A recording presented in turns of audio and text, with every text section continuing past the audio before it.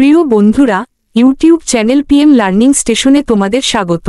আজ আমি তোমাদের জন্য নবম শ্রেণীর ভূগোলের একটি গুরুত্বপূর্ণ প্রশ্ন দুর্গাপুর, বার্নপুর ও কুলটি অঞ্চলে লৌহ ইস্পাত শিল্পগুলি কেন্দ্রীভবনের কারণ এর উত্তরটি এই ভিডিওতে উপস্থাপন করছি।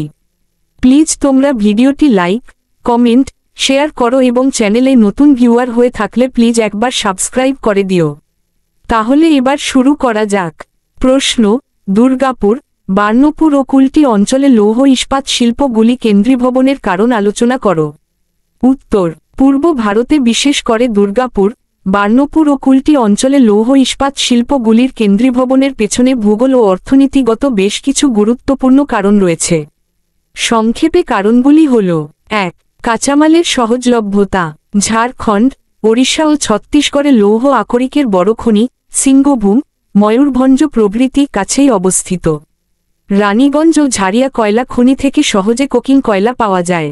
চুনাপাথর, ম্যাঙ্গানিজ ইত্যাদি খনিজ নিকটবর্তী এলাকা থেকেই সরবরাহ হয়। ২. সস্তা শ্রমের প্রাপ্যতা। বিহার, ঝাড়খণ্ড, পশ্চিমবঙ্গ, ওড়িশা প্রভৃতি রাজ্য থেকে প্রচুর সস্তা শ্রমিক পাওয়া যায়। দক্ষ ও অদক্ষ উভয় প্রকার শ্রমিকের যোগান সহজেই মিলে যায়। ৩. বিদ্যুৎ ও জলস্রোত।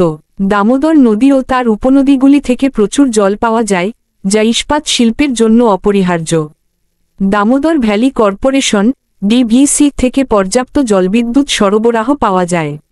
৪. পরিবহন ব্যবস্থা। কাঁচামাল ও উৎপাদিত পণ্যের পরিবহনের জন্য উন্নত রেলপথ ও সড়কপথ রয়েছে।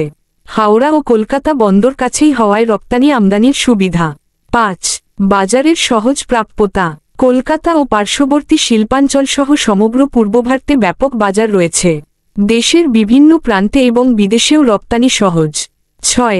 সরকারি উদ্যোগ ও পরিকল্পনা। দুর্গাপুর স্টিল প্ল্যান্ট, আসানসোল, বার্নপুর ও কুলটির পুরনো ইস্পাত কারখানাগুলি সরকার ও বেসরকারি সংস্থার সহযোগিতায় গড়ে উঠেছে। পরিকল্পিত শিল্পাঞ্চল গড়ে তোলায় কেন্দ্রীভবন দ্রুত হয়েছে। উপসংহার: কাঁচামালের নিকটতা, বিদ্যুৎ ও জলের সহজলভ্যতা, সস্তা শ্রম, বাজার ও পরিবহন সুবিধা এবং সরকারি উদ্যোগ, এই সব কারণেই পূর্ব ভারতে বিশেষ করে দুর্গাপুর, বার্নপুর ও কুলটি অঞ্চলে লৌহ ইস্পাত শিল্পগুলির ব্যাপক কেন্দ্রীভবন ঘটেছে। Subscribe, please.